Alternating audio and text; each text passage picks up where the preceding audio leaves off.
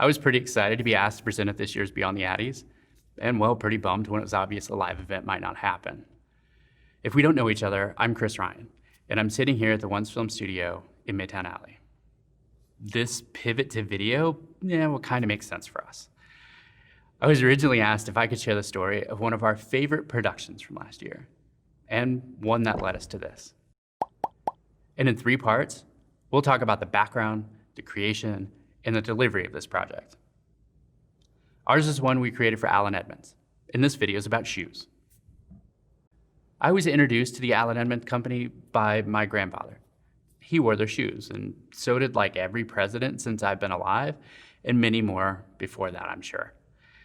They were founded in 1922 and have been a mainstay of American manufacturing and a company I've adored for decades. I wear this brand of shoe, no kidding, like 4 or 5 times a week. In 2016, Allen Edmonds was purchased from a private equity firm by St. Louis-based shoe company Caleres. I remember reading the news on December 13th and immediately sending a note to our rep, Kathy, that we had to find a way to work together. A dream client of ours just became local. We actually connected fairly quickly and worked together on a national Addy-winning web series in 2018. But from 2016 through the present, they'd gone through brand and leadership changes and new strategies and positioning and new styles that left a lot of tried and true customer advocates frustrated or alienated. I got a call in 2018 asking if I could meet with Allen Edmonds' president, their director of marketing, and a creative director. I remember it well because it really wasn't about video. It was a meeting about our collective love for the brand. Seriously, like 4 dudes talking about what made us fall in love with Allen Edmonds in the first place and what we knew resonated with that critical audience. After that, I knew I was about to make some stuff. It was a dream project. I've been waiting for this for years. I mean, there's always a series of challenges before a project gets off the ground, but we were determined to make this some of the best work we'd ever done. Check out part 2 for a peek into the making of this film project and the making of some pretty awesome footwear. In the last video, we covered a little background and talked about how excited our team was going into production for these video projects for Allen Edmonds. Our first task was just to get an idea of the scope of content we wanted to pursue, and actually decided to just go scout the factory and see what we had to work with.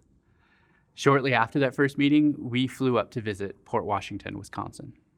At the Allen Edmonds factory, I was such a kid in a candy store. Like, we knew we needed to capture the magic that visitors experience when they would see this craft firsthand. And like a lot of efforts I'm sure we can all relate to, we needed to find ways to stretch, leverage, maximize everything we could capture in a short time frame. Basically, we knew this project would have a ton of deliverables, be packed with diverse messaging, and be used on a variety of platforms in the end. We also didn't get a blank check, not that we're opposed to blank checks. So we decided to take a small, highly skilled and versatile team and spend 3 full days filming. Travel and tech scouting happened on the edge days on either side of that. The small team would help since we could maneuver on the factory floor easily and not disrupt their production. Some days we started at sunrise and also filmed some setups after the factory was shut down for the day. Because their craftspeople operate on 4 10-hour days, we also had the flexibility for an open Friday with no one around that we would interrupt by capturing specific shots. For the real nerds out there, we tackled this with an array of Canon cinema cameras. We typically use C500, now Mark II, and C200 RAW packages. I believe we had like 3 or 4 going. One dedicated just to gimbal use that could remain balanced, but the others flexed out to typical tripods, dollies, and the like. We had an Inspire 2 drone for outside footage and had a DIT card on set so we could geek out on shots as we went. We had a ton of trust built up with our clients, and we were allowed to capture really just what spoke to us. Mix that with all the pre-planned elements, and we found a really nice blend of some organic cinematography along with those coached and fully planned sequences. All in all, after our week, we had many terabytes of footage and tons of raw material to work with. I think we all left with multiple pairs of new shoes as well. Trust me, it's a very dangerous place. Next up, in part 3, we'll talk about how this all started to take shape, what pieces we ended up making, and where they would go on to live. We've talked about the background and production. So now coming back to the editing studio, we'd had a chance to regroup with our clients in Allen Edmonds and confirm most of what we aimed to create, but also had discovered a few new storylines and applications. Basically, we're still making everything we set out to, but had a few extra edits to work on. I look at this whole thing like an umbrella. Like, we had this main craftsmanship short documentary, but we also captured materials to be used to target specific lines of business or certain storytelling paths, or the particulars of some content platforms. I'm looking at you, vertical screens. Here's more or less a quick breakdown. We had 3 and 6 minute targets for the Craft of Allen Edmonds short doc. We also made more than a dozen 15, 20, 25, and 30-second promo pieces, each delivered in a variety of aspect ratios, like your 1x1s. We also had in-store displays. We had a couple of versions for your traditional 16:9 screens, but they also have some flagship stores with triple stack displays. That meant creating something to work on a 16:27 screen with crossbars. And we would end up making a really cool piece that would essentially play the main Craftsman piece, but with sequences that would cover multiple screens at once. Maybe provide an alternative angle to the same subject we'd see in the primary display, or otherwise reinforce the message we were trying to convey at the time. In any event, it was a smattering of great looking shots of people making some really nice shoes. As we were wrapping up this last fall, the positive feedback was great to hear. Sometimes I wish we were like some of you agency teams and had all the metrics and results. But our job stops at giving you great eye candy. What I do know is that one person said it about made them cry when we first showed it in person. In a group watch, we heard that I'd never imagined how many people would start a conversation about cork insoles. And I did catch one person begin a shoe shopping adventure mid-watch. Everything we've heard has been optimistic and believe it will be a testament to the Allen Edmonds legacy. The project, too, was never intended to be an all-at-once offering and will be drawn on for years to come. I've heard there are 122 steps to making an Allen Edmonds shoe. I can tell you, too, that feels about right for this project. But it's been an honor to be a part of it. Thanks to everyone for watching this through. And thanks to the St. Louis Ad Club for the invitation. See everyone again soon.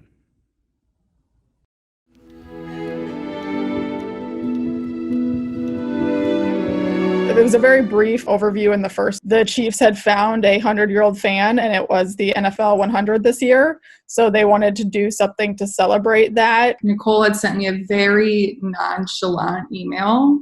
There's this potential opportunity about this woman in Kansas City and potentially something with the Chiefs. Even though Bud Light was our main client, the Chiefs, they had just as much of a say. So in a sense, we were working with 2 different clients, and both of them were pretty much just like, we want to make this as cool as you guys want to make it. I remember getting the email, immediately called Rachel, and I was like, hey, we need to jump on this now because this is really cool.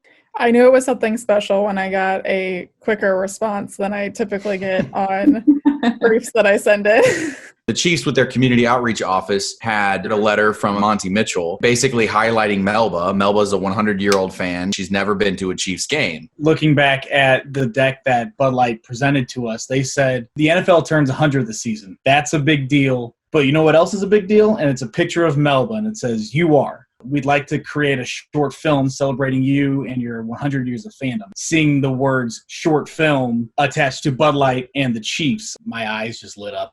One summer, Melba was cutting out the 5-day forecast because it was record high temperatures. The sports page backed up to the weather. So she would see through to the sports page, and she sees Pat Mahomes and becomes sort of enthralled and interested. I'm sure you all know who Mahomes is. And if you don't, I shall tell you a little bit about him. Now, he is a celebrity, and he's a new age phenomenon. I just got a folder of him. I just thought he was so darn cute. He's just humble like me. Nobody would ever know we were so nice and lovable. And that was definitely the angle we decided to play. And honestly, like, that's why we knew we wanted time at Melba's house, because that was going to be a controlled environment where we could really set the tone and the stage for this thing. I just remember when we first got there, like pulling up and seeing that bright blue house and the windmill in back. I wasn't really sure what to expect going there, but once I saw it, it was kind of like, this makes so much sense. And the interior did not disappoint, especially with that carpet on the ceiling, man. I don't know. It's one of the weirdest and coolest things I think I've ever seen in a house. She really wanted carpet, but she wanted it on the ceiling where she could always enjoy it. No children would get mud on it, and it would always be pristine and perfect. When you walk into this room and you see clocks on every wall and pictures of the Pope and like all that kind of like old nostalgia kind of stuff, and it's like, oh, I'm familiar with the setting. It's the proper environment for this 100-year-old. We're set up in this carport, which is, very open to the street. And so, people started to check out what was going on. I think we had at least 2 people walk up and ask if we were having a garage sale. We didn't know who was part of the family and who wasn't. And at one point, people brought their lawn chairs and were sitting out on the sidewalk in front of the house. Oh yeah, I remember this house. Or my uncle hung the carpet back in the day when she first put this up. The bit at the beginning where she sort of is just like, here's a couple pictures, and then she just like, at the drop of a hat, just like starts talking to us. I've always lived in 500 block of North Nettleton. Would you believe? You couldn't possibly dream to write something like that. But when I saw it, I was very excited because at least we made a connection with Melba to bring a portion to this that I didn't know that we needed. But if game day didn't go off the way it went, it wasn't going to be what we thought it would be.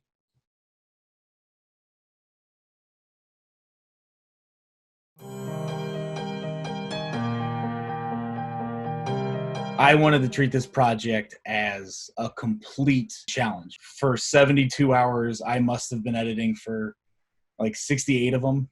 It was basically phone calls that were 3 to 5 hours long. We did not FaceTime. It was just phone calls on speaker. And everyone that knows editing knows how insufferable edit sounds are. But I also remember that the choppy edit sound effects was the only way that I knew what was going on. And Keith fell asleep on one of those phone calls, I think probably about 4 o'clock in the morning, my time, 2 o'clock your time. I remember I'm just editing and like moving things. What do you think about if I do this? And no response. And it's like, okay, maybe I should go to sleep too. Despite all the excitement, there was one disappointment. When I found out he had a girlfriend, part of me just died. And when we finished the long version, Dan and I kept looking at the runtime being like, oh my God, we can't go 5 minutes. But we just kept saying like, let's just get it right. And then we'll figure out the rest. I will never forget when we shared it with the clients the first time. And we sat there on the phone, just muted for 6 minutes and 38 seconds and just patiently waited for them to come back. And then they came back and they were like, whoa. We were all kind of waiting for it to go live, like refresh. And so it ended up coming from the Kansas City Chiefs. Meet Melba, our 100-year-old super fan, I think. She's just the cutest. The little like I don't even know what that emoji is. Is it like cuddly, smiley? It's just like cute. So cute. Then Bud Light shared it, and then the NFL shared it, and then it just exploded from there. 100-year-old Melba Mills from Bonner Springs. She's one of the Chiefs' biggest fans, and this season the team took notice. The Chiefs organization has been nothing but first class. Hi, Melba. Hi, Melba. Hi there, fellas. It's very rare to find anything on social media these days where like every single comment on this post was positive. Some of us having to DM some of the Chiefs players and sending it to them directly and, saying like, you're in this, take a look, like you'll remember her. And they shared it. It's like Reggie Ragland, Patrick Mahomes retweeted it, ESPN. So it definitely picked up traction really quickly. You combine a human interest story with a rabid fan base. I have never been a part of something that had the steam that this thing had. NBC's Kevin Tibbles visits the senior member of that group in our Sunday Closer. Melba Mills has a nose for news. Been clipping newspapers her whole life. How old are you? You got on the wrong side of me right to the beginning. There's a lot of stuff that we do that internally we're very proud of. But this is one that not only we are super proud of, but also that the clients are super proud of. There's just so much in this whole story. As soon as you zoom back and you see like a little bit more of it and then a little bit more of it, like a really cool, once in a lifetime serendipitous happening that like we just got to be a part of. But we're all just like this little cog in a machine that's like way bigger than the rest of us. You got to attend your very first Chiefs game at Arrowhead Stadium. It took you 100 years to get to the game. Wow, worth the wait? Was it everything you dreamed of? It was more than I dreamed of. I never would have dreamed of being in a stadium. I never would have dreamed that. And the people were all so nice. You'd have thought they met a 100-year-old woman all the time.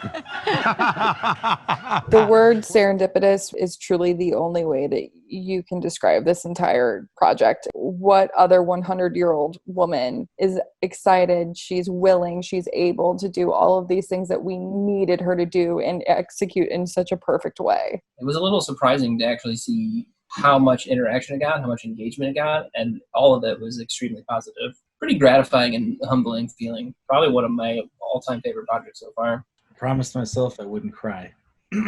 So I won't. After working within an experiential agency for so many years, actually having this thing kind of be the breakthrough piece for our team to like create something as powerful, especially I am actually tearing up. That's why this piece will actually hold like a special place in my heart forever, just trying to figure out like how do we make the best thing possible.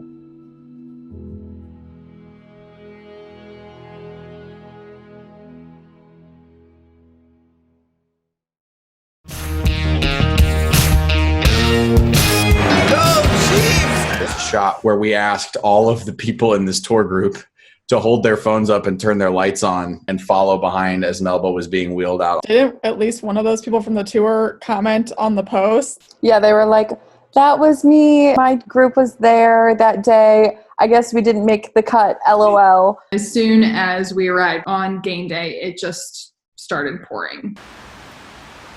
It was probably categorized as a monsoon. I cut a cup so I could fit it around my lens, which then we rubber band with trash bags and with other ponchos. I remember Monty with the umbrella helping her out, and he had this like look of fear that like, oh my God, none of this is gonna happen today.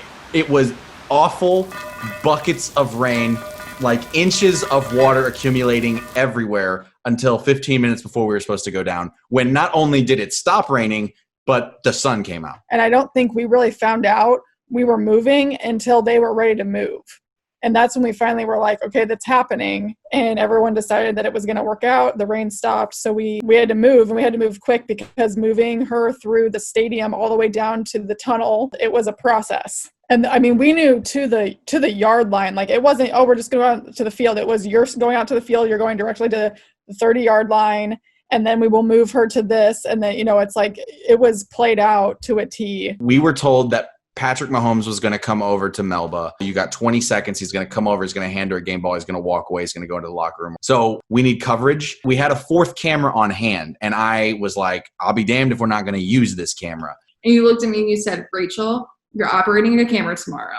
Not only the camera, we're going to give you the master wide shot. Worked out, shots in the sequence. Actually, Rachel, you're in the video. I am in it.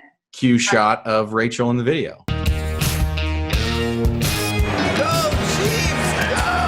On the field, all of us, I know, felt extremely jazzed. It's so much input. The noise you're talking about isn't just like you don't even hear it, you feel it. Like your body can't help but start shaking.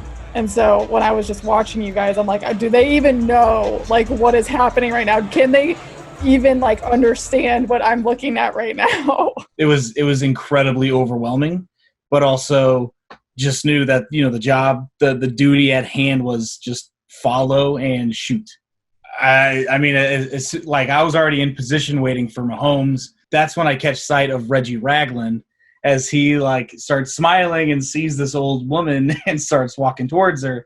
He gets closer, and then the whole line starts to understand. And so I think at that point, that's when I was probably shaking a little bit, just thinking like, it's happening.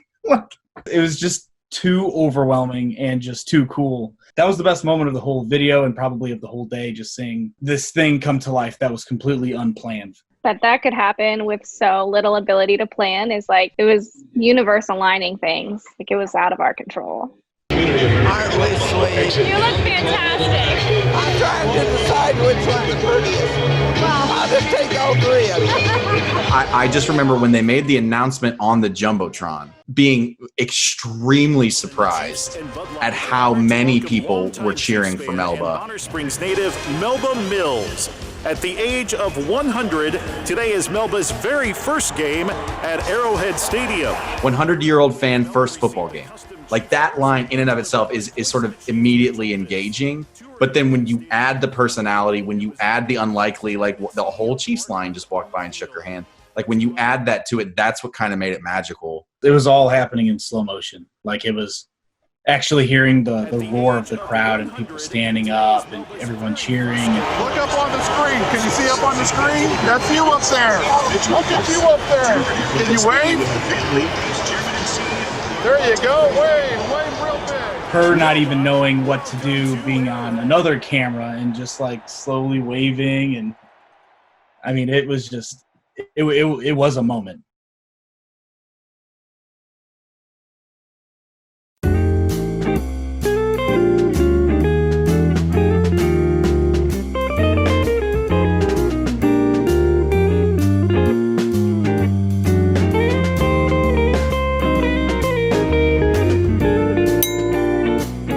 Hey, I'm Dan. I work at Toki. I'm Ashford. I also work at Toki.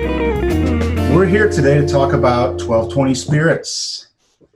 And we've got Kevin along with us, who also works at Toki. Say hi, Kevin. How you doing, everybody? Kevin is also a bartender, so this is going to be very exciting today. Kevin, what are you making for us first? The first drink I'll be making is a Negroni using the Flora.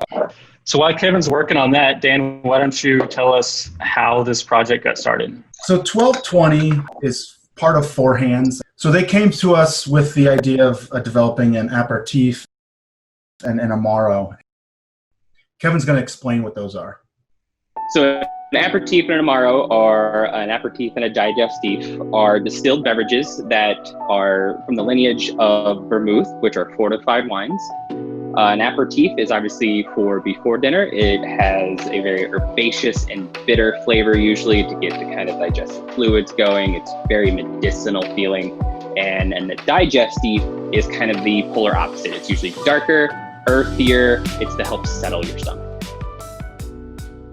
1220 came to us. They had already kind of established the overall brand as this sort of secret society, mystery shrouded, kind of slightly occult or hidden message kind of idea. It wasn't really clear. It was just like, hey, everything's always going to be a mystery. So with the Amaro and the aperitif, it was a good fit because those are kind of mysterious to consumers already. So there is this idea of discovery and curiosity surrounding the brand. Kevin Lemp is the owner of Four Hands, and he and Rob, who is the distiller, started 1220. So that when they came in to talk about naming, it was interesting because they had two products, but we started with the Amaro. It was just Spectra at the time. Flora was originally a name that we pitched for the Amaro, and they kind of thought that it was too feminine. In that meeting, they were like, oh, that's great, though, because we also have a plan to do an aperitif. Why don't we just hold on to that? And then, we never even had a naming meeting for the aperitif because they had already set their mind on Flora. Typically, our process is to kind of create buckets. I think we had like mystical, botanical, occult. That's right. Secret society, ornamental, natural, and mystical. Mm-hmm. Mascot based, I think we had. Yeah, we tried to base several names around an icon or, a mascot, if you will. We did mood boards at the same time, so we kind of had names and moods almost kind of joined in a way that we don't normally do. I think it's just we were trying to speed up the process a little bit. Within the internal meeting with Rob and Kevin, we whittled it down to about maybe 10, I would say, that he liked. Flora was in there, and Segredo those were kind of the two leaders at that point, and he had taken it back to his team to kind of discuss. Flora, we came up with because it's like Italian for flower. It had this cool iconography already figured out of like some kind of feminine form and all these vines and stuff. So it worked really well with the flavor of the drink being so botanical, and also the color being red. It was like it's a pretty easy fit there. Kevin took the names back to his team. He came back to us and said we couldn't do Segredo. So they actually kind of brainstormed and came up with the name Spetro, which was great. It was close. It was exactly, Spetro meant spirit. Has an afterlife connection, and it comes after your meal. Yeah. It's like the ghost of your meal. Yes, it is. So yeah, naming is always fun. You never know. Kevin, how are those drinks coming? Orders up. You guys go.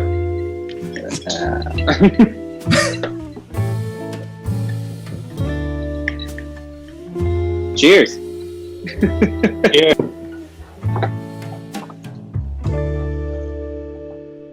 It's pretty good.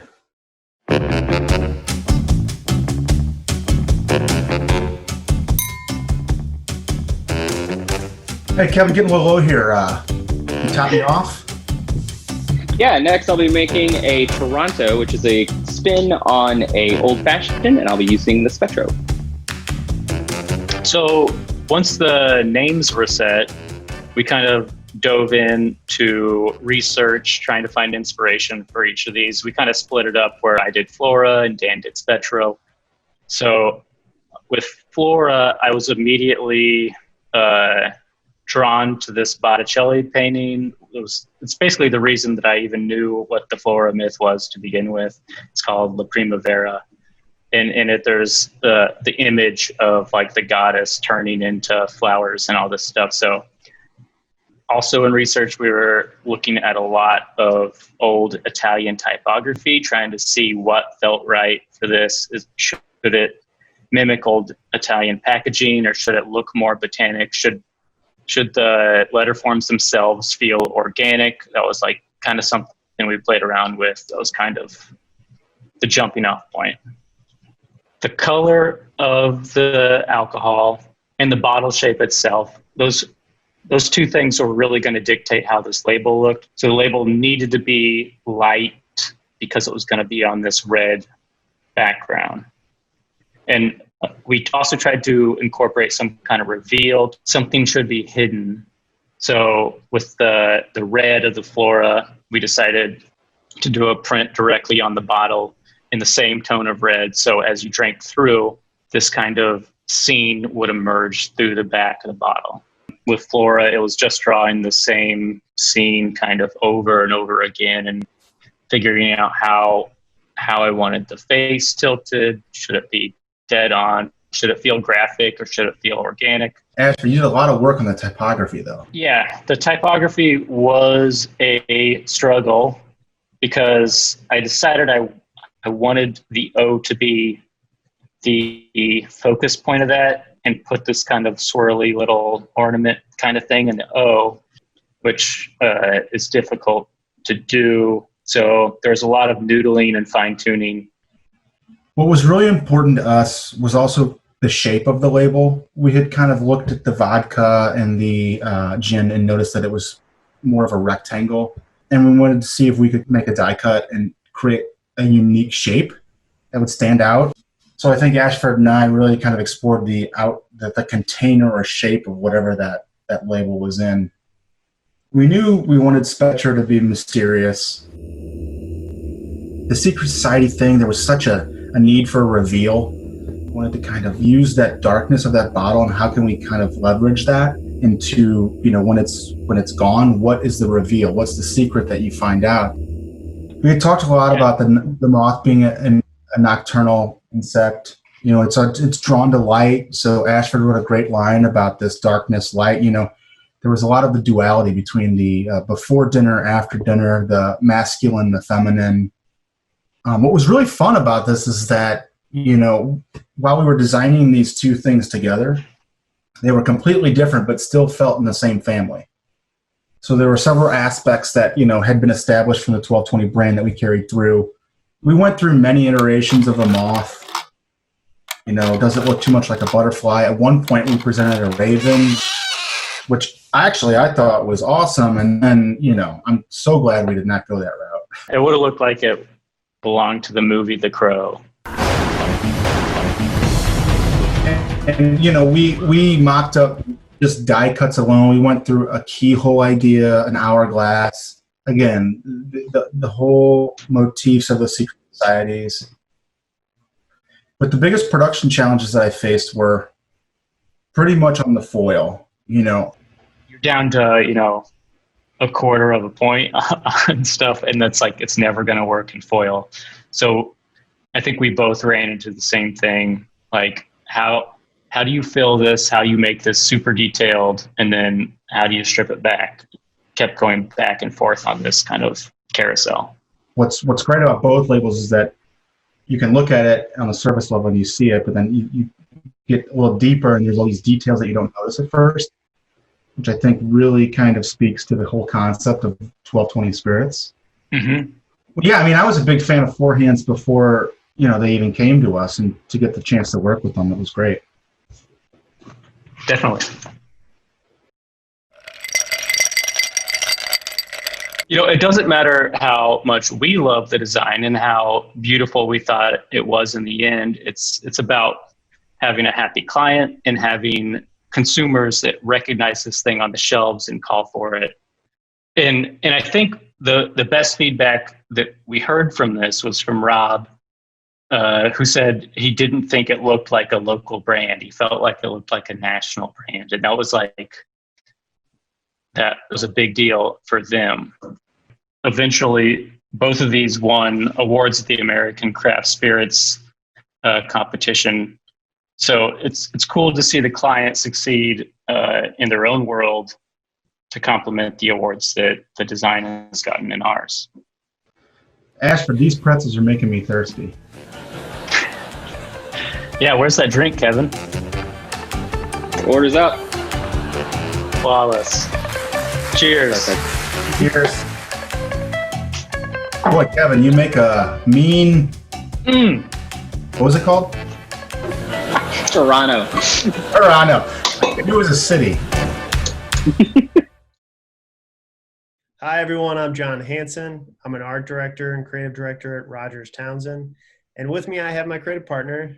Hi, everyone. I'm Emily Dobb, a senior copywriter, also at Rogers Townsend. And today we are here to talk to you about the Black Rep for this year's Behind the ADDYs. For those of you that don't know the Black Rep is one of the largest professional African-American theater companies in the nation and is currently the largest all African-American performing arts organization in Missouri. We've been working with them for quite a few years at RT, and this is Emily and my first opportunity to work on this year's campaign, and we're super excited to share it with you. So our objective, first and foremost, was to promote their 43rd season.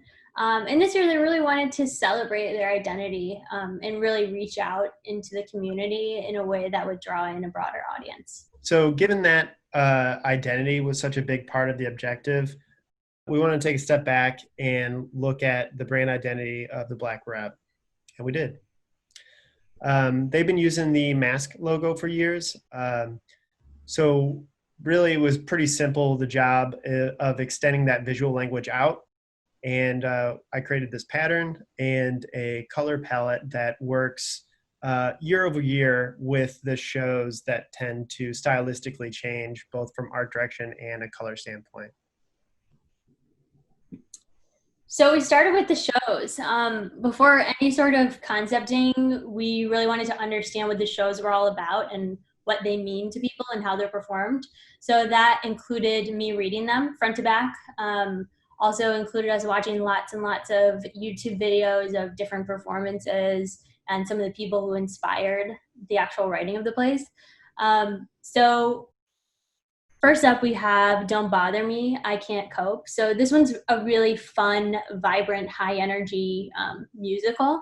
And it includes this band of revolutionaries. And what they're actually singing about are very serious issues. So it's a very interesting musical.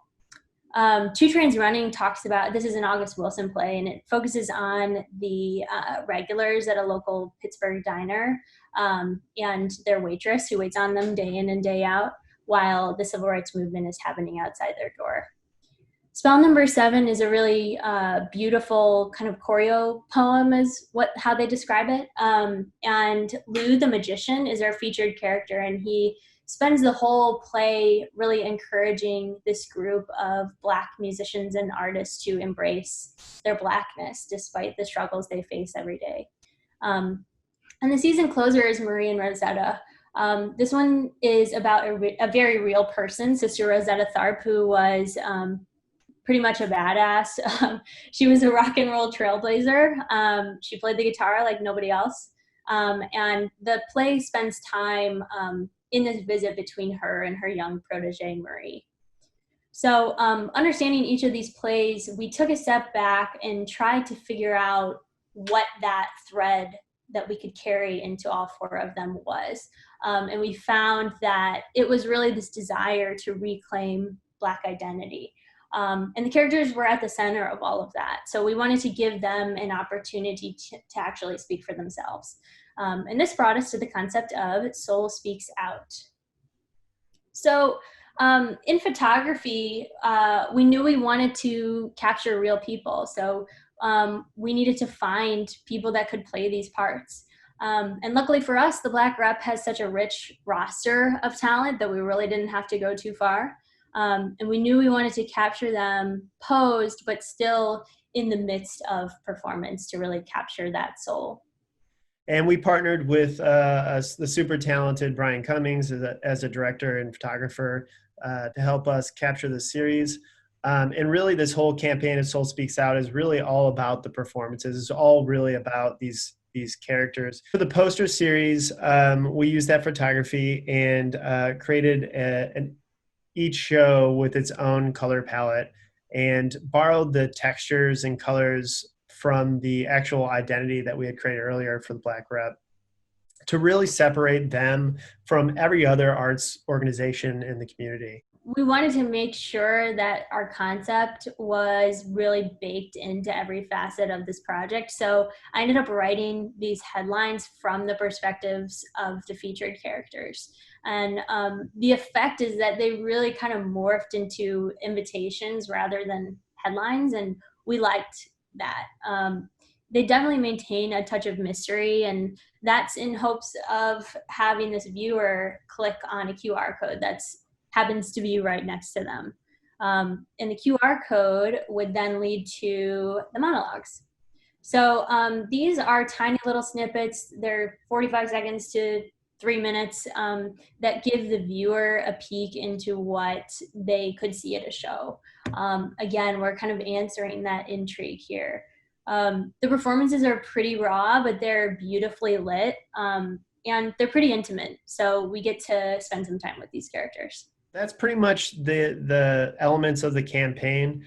Again, we use those elements to promote the season.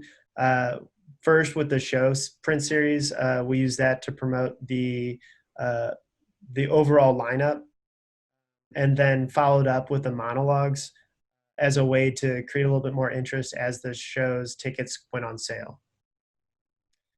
But beyond that, beyond all the social sort of posting and stuff that goes along with promoting the series, we really wanted to think about our campaign and how we really bring it not only to the public in a social way, but more intimately on a one-to-one level.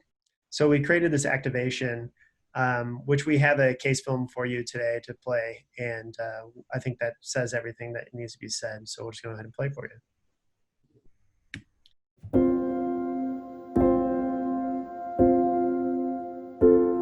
In here, we tell African-American stories written by African-American playwrights, performed by African-American actors.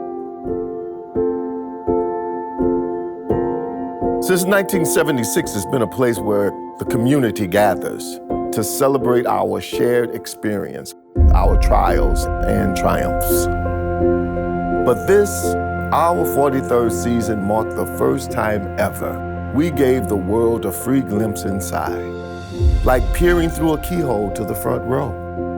Instead of pushing tickets through the usual mailers and posters, pedestrians and passers-by could experience the magic beyond the confines of our theater. Oversized QR codes on bus shelters unlocked powerful monologues and songs from the play's characters. Unforgettable one-to-one performances that left viewers wanting more. All these years, I've been telling and selling St. Louis to join us at the Black Rep. But turns out, these little squares are better than the best mics and megaphones. Small, but mighty windows through which our soul speaks out.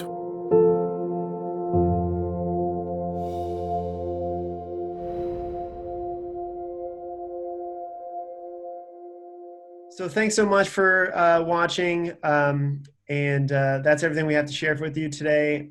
If you are interested in learning more about Black Rep, go online, follow them at STL Black Rep on Facebook, Twitter, and Instagram. And you can check out their season for next year at theblackrep.org. Thanks so much. It's been a pleasure sharing with you, especially anyone that's still on watching this. Thank you, everyone. Thank you very much.